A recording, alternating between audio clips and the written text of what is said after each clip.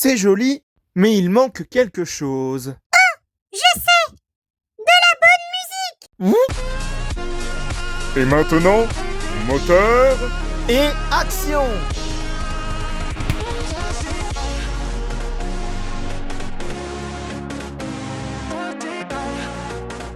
Bonjour à tous et à toutes et bienvenue dans le monde magique de Lego Animation Kids Studios. Et aujourd'hui, on se retrouve pour une nouvelle critique de film sur le quatrième film de la franchise célèbre de Pixar Toy Story, Toy Story 4. Et oui, après avoir fait la critique de film sur Toy Story 1, Toy Story 2 et Toy Story 3, on s'attaque aujourd'hui à Toy Story 4 et je vous annonce officiellement que la critique de film concernant Toy Story 5 va bientôt arriver. Mais en tout cas, voici le synopsis de Toy Story 4. Bien que les jouets soient heureux d'avoir une nouvelle vie avec leur nouvel enfant Bonnie, Woody peine à trouver sa place dans ce nouvel environnement puisqu'il est rarement choisi par Bonnie pour être joué avec. Alors que c'est la journée d'adaptation à la maternelle pour Bonnie, Woody décide de l'accompagner discrètement. C'est alors que Bonnie, pendant ce temps-là, va créer un nouveau jouet à partir d'une fourchette, et ce jouet-là va s'appeler justement Fourchette.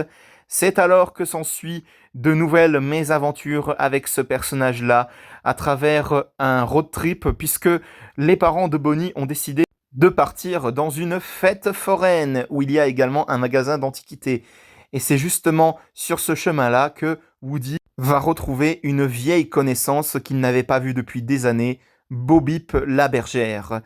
Et c'est alors que s'ensuit des mésaventures mais tellement incroyables dans le seul et unique but de sauver Fourchette qui a été capturée par un jouet maléfique du nom de Gabi Gabi. Woody, la bergère, Duke Kaboom, Giggle McDimple, Buzz Éclair ainsi que deux autres jouets du nom de Ducky et Bunny vont devoir tout faire pour s'unir pour pouvoir sauver Fourchette qui est prisonnier. Je sais bien que ce film a tellement reçu de haine quand il a été annoncé, car comme je l'ai expliqué dans ma critique de film sur Toy Story 3, pour beaucoup, Toy Story 3, c'était vraiment la conclusion parfaite de la franchise Toy Story, avec le fait que Andy donne ses jouets, il passe le relais à Bonnie qui va être le nouvel enfant de tous les jouets, Woody, Buzz, Jessie, etc. En plus des jouets que Bonnie possède déjà. Donc pour beaucoup, ce troisième film était la conclusion parfaite.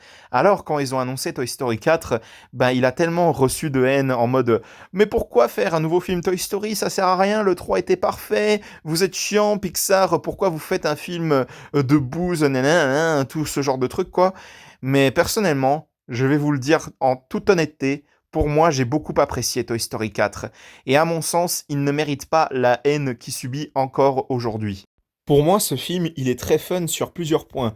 Déjà par rapport à ses personnages et surtout aux nouveaux personnages qu'il va introduire ce film, notamment Fourchette. C'est un peu un personnage un petit peu chiant et lourd qu'on a du mal à supporter. Un petit peu comme Timon et Pumba dans Le Roi Lion par exemple. Fourchette, c'est vraiment un personnage assez lourd, mais il est fun quand même, j'avoue, je l'ai beaucoup apprécié celui-là. Et puis j'adore la romance qu'il a à la fin du film justement, avec le couteau justement entièrement personnalisé par Bonnie vers les crédits justement du film. C'est une romance que je trouve assez rigolote aussi pour le coup. Au niveau des nouveaux personnages, on a également Ducky et Bunny qui sont doublés par les excellents Franck Gastambide et Jamel Debbouze. Deux personnages que j'ai trouvé vraiment assez fun pour le coup, ils m'ont beaucoup fait rire, surtout avec la scène où ils réfléchissent à un plan pour récupérer la clé qui leur permettront d'ouvrir le placard dans lequel est enfermée Fourchette et que Gabi Gabi surveille. Justement, ils imaginent des plans un petit peu assez bizarres pour faire peur à la vieille dame qui garde la boutique d'antiquité, surtout vers la troisième fois où ils réfléchissent à un plan en disant «Et pourquoi pas un bon vieux peluche et tout?» Non, vraiment, les personnages de Ducky et de Bunny, c'était des personnages vraiment extrêmement drôles, je vous le cache pas. C'est mes personnages préférés de ce quatrième film Toy Story, je vais pas vous mentir. On a ensuite le personnage de Giggle McDimple qui va accompagner la bergère, entre autres. On a également le personnage de Duke Kaboom, le cascadeur canadien. C'est pour toi, mon Jean-Jean. Et j'avoue que j'ai apprécié ce personnage-là aussi. Ça va, il était fun comme personnage. Et au niveau des personnages, on va passer à une catégorie qui s'appelle les personnages qui vont revenir dans ce quatrième film. On a bien évidemment tous les jouets habituels, Woody, Buzz, Jessie, Monsieur Patate, Madame Patate, Rex, Bayonne, Pile-Poil, Bouton d'Or, Trixie, Monsieur Labrosse, Dolly, etc. Il y a un personnage que j'ai beaucoup apprécié dans les deux premiers films Toy Story, qui était complètement absent dans le troisième, si ce n'est via qu'une petite apparition via le début avec la caméra qui filme Andy en train de jouer avec ses jouets et tout. C'est le personnage de la bergère qui revient pour ce film-là.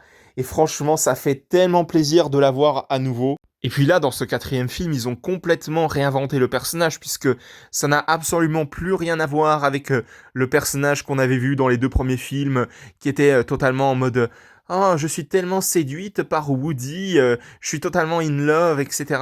Non, vraiment, ils ont complètement changé le personnage. Elle est en mode aventurière, parcourir le monde, tout ça, à travers différents endroits, tout en se déplaçant avec sa petite équipe de la fête foraine et tout.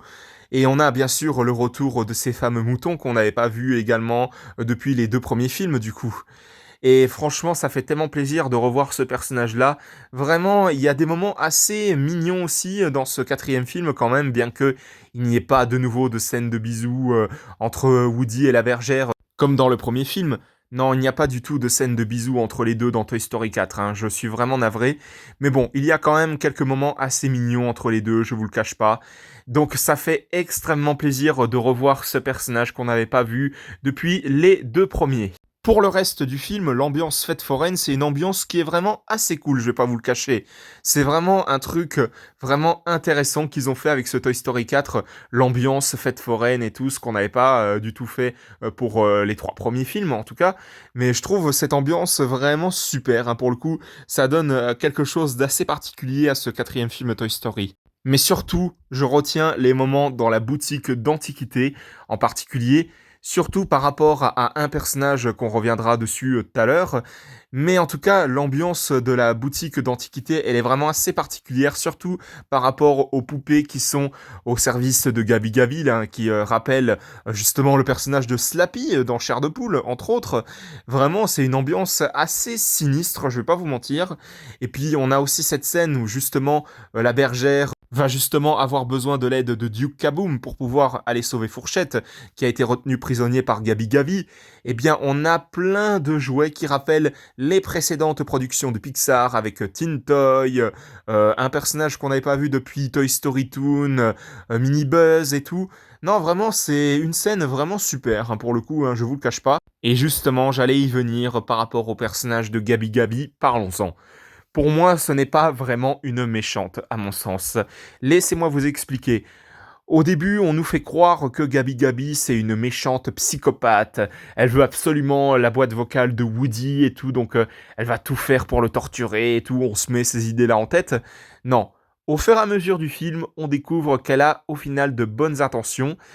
Quand justement Fourchette a raconté à Gabi Gabi la vie de Woody avant qu'il arrive chez Bonnie et tout ça, bah elle a été tellement touchée. Et on comprend qu'en fait, bah, Gabi Gabi, elle a besoin de la boîte vocale de Woody dans le seul but, justement, de pouvoir être aimée par une enfant qui a l'habitude de passer dans la boutique d'antiquité, à savoir Harmony, si je me rappelle bien de son prénom.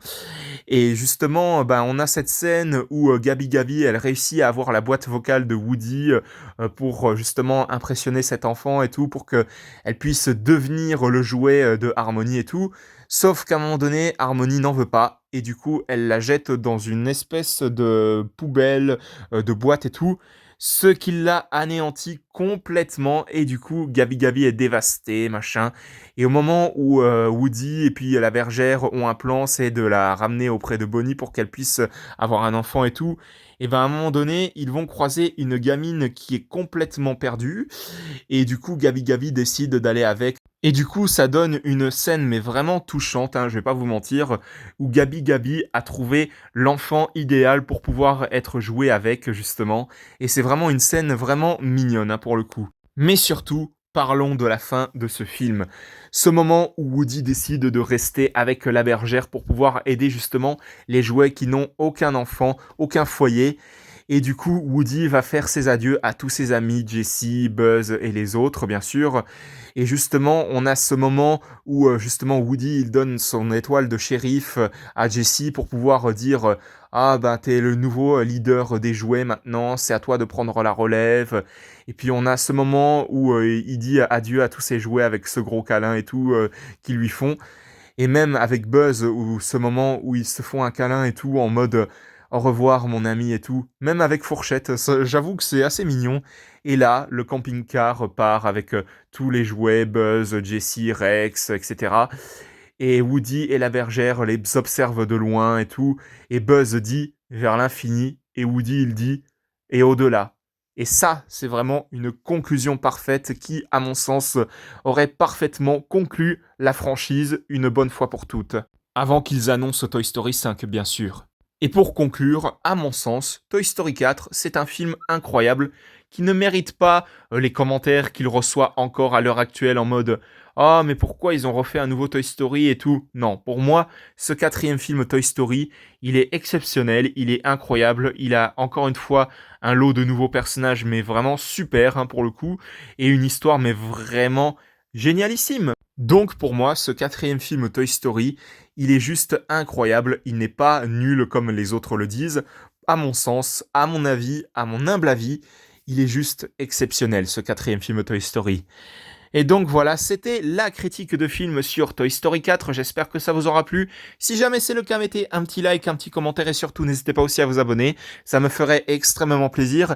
Et pensez bien à activer la petite cloche pour être tenu au courant de toutes les prochaines vidéos qui sortiront à l'avenir sur la chaîne Lego Animation Kids Studios. Et n'hésitez pas aussi à vous abonner également à la chaîne de JL7 Gaming, de HL5 Gaming et de Snow the Dog. On se retrouve pour de prochaines vidéos dans le monde magique de Lego Animation Kids Studios. À la prochaine, au revoir!